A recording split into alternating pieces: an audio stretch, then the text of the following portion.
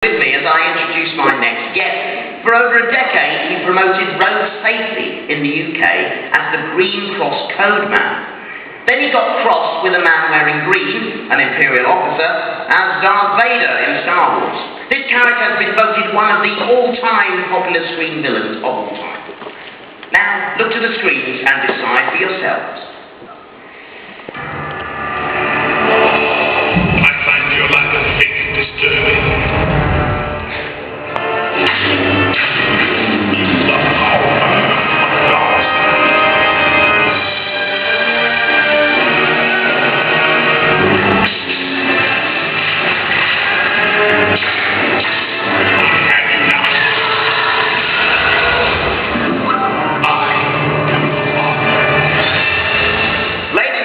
Prepare yourselves to experience a disturbance in the Force.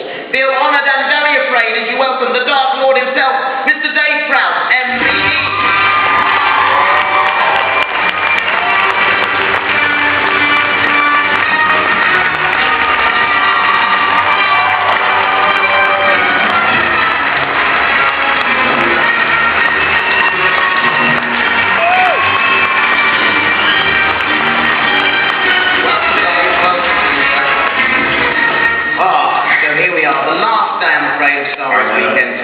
Has it been an enjoyable time? It's been terrific, yeah. It's tremendous, yeah.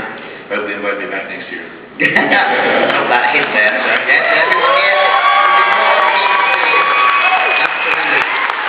Now Dave, I don't have to tell you, you played Darth Vader, this iconic character. Now, what was it like for you watching the prequel movies and seeing how he came about? Well, I think that's quite interesting actually, because you know, when I did Darth Vader, I had no idea. I did him as this iconic evil character, and I tried to put as much evil into him as I possibly could.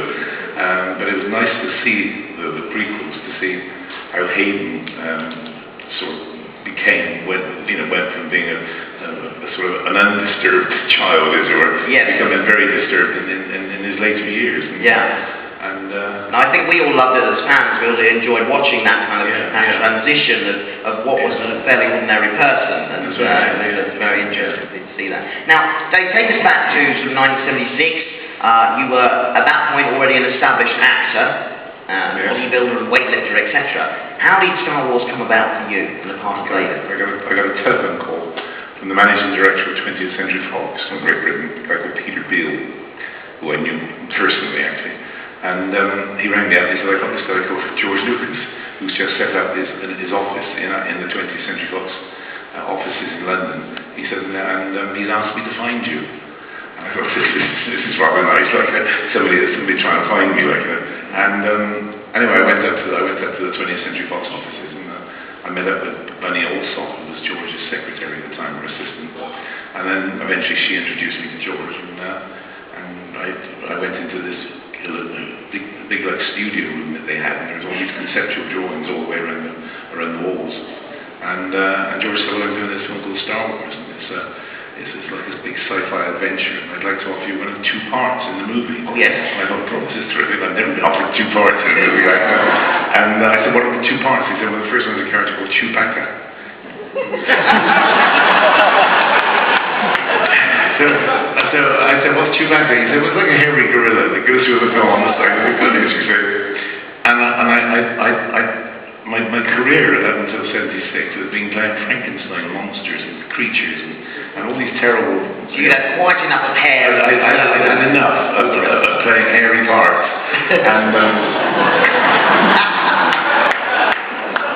And so I said, no, you can keep that one, George. you keep Chewbacca. I said, what's the other one? What's the other part? He said, the other part is the big villain of the film, a character called Darth Vader. He said, and I said, well, don't say any more, George, I'll have the villain's part. And he said, well, tell me for why. And I said, well, if you think back on all the films that you've seen where there are goodies and baddies, you always remember the baddie. And I quoted a few sort of James Bond movies like Dr. No and Odd Job and Goldfinger and Blofeld and all these different people. Like, you know, and I said, well, you tell me who played James Bond in the films that they were in. Yeah, no, you do remember the villain, and we certainly all remember the villain, don't we, ladies and gentlemen? I'm just sitting here thinking and kind of wondering, what happens if you had accepted Chewbacca? Would it look something like this? Would that have been? And also then said that Peter would have been Darth Vader. Would it have looked like this? You know, I mean, it could have been. Probably been more in keeping. You look at that, and you look at it. It could have been a whole different kettle of fish, couldn't it? Yeah.